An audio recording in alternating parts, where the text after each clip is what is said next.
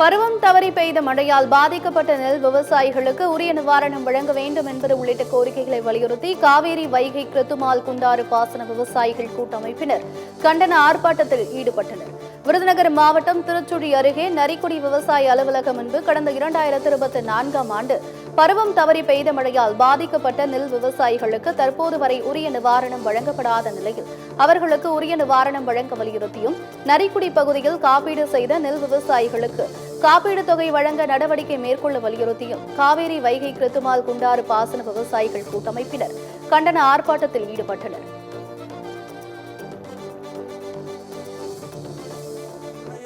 acre அளவிற்கு விவசாயம் பாதிக்கப்பட்டு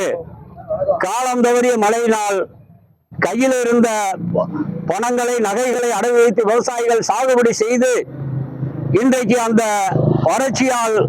மகசூல் கிடைக்காமல் வறட்சி நிவாரணத்திற்கு கணக்கெடுப்பு நடத்தி விவசாயிகள் பிற்கா வாரியாக கிராம வாரியாக கணக்கெடுப்பு நடத்திய பிறகும்